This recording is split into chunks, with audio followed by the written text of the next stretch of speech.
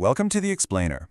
You know, when it comes to a spiritual life, have you ever felt kinda caught between two different worlds? On one side, you've got these ancient traditions. They're full of art and ritual and history. But on the other side, you might be craving something simpler, something more direct and honest. Well, in this Explainer, we're going to dive into how to find a path that actually gives you the best of both. It really all boils down to this one big question. What's the actual point of religion? Is it about the rich, colorful rituals that connect us to where we came from? Or is it supposed to be about a deep personal transformation in how we actually live our lives? And here's the kicker. Do you really have to choose between them? Okay, so to figure this out, let's start by looking at two extremes of faith. It turns out most spiritual paths you'll find fall somewhere on a spectrum between these two poles.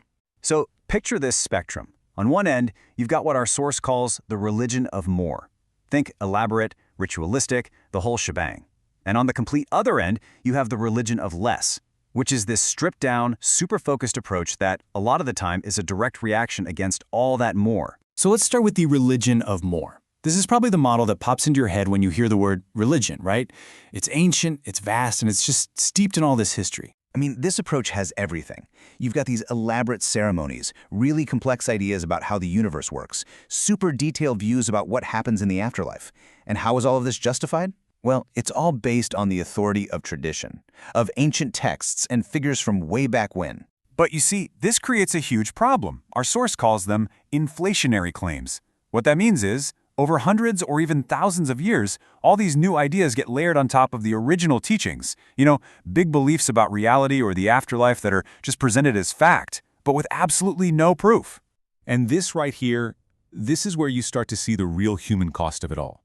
Because when you build a whole system on beliefs that you can't prove, it can create this persistent, kind of nagging doubt, even for someone who is completely sincere and devoted. And that little nagging doubt, it doesn't just hang out in the back of your mind.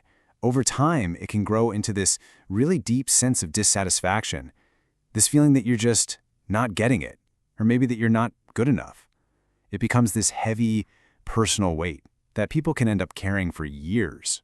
So as you can imagine, that heavy burden of dissatisfaction, it often leads to a really powerful reaction in the complete opposite direction. People start to feel like the original simple message has been buried under all this stuff, and so they start searching for a simpler, more direct path. This is the hunt for what's called the essential seed. The whole idea is to strip away every single extra and just focus on the one thing that truly matters, the direct, personal transformation of your own life. You just forget all the complicated stuff about the afterlife or cosmology. The only goal is insight and change, right here, right now. I mean, that sounds pretty pure, right? Simple, honest? But this brings up a really, really important question. When you strip everything down to the absolute bare essentials, what valuable things might you be throwing out along with all the excess? And here it is. Here's the trade-off. In that search for the essential seed, you risk losing what our source calls the beautiful foliage. And that's the culture, the community, the art, the music, the stories, all the things that give a tradition its color and its life. I mean, you might find the seed, sure, but you've lost the entire tree. So this leaves us with a pretty fascinating challenge, doesn't it? Are we forced to choose between a rich tradition that comes with this heavy burden of doubt and a pure essence that's kind of missing all that cultural beauty? Or could there be a third way, a kind of modern synthesis? Well, the ideal, it seems, is to consciously combine the best parts of both of these worlds, to actually build a practice for yourself that is both culturally rich and intellectually honest. Okay, so what does that actually look like? In practice, how do we build this framework? How do we decide what's valuable enough to keep and what we should probably let go of? This whole framework is basically about intentional sorting. Think about it like you're making two lists. In the what to keep column, you hold on to that core essence, the personal transformation. You keep the positive, colorful rituals, the art, the music, the culture. And on the other side, in the what to discard column, you let go of those inflationary metaphysical claims, those unprovable ideas about the afterlife, and any kind of blind appeal to authority.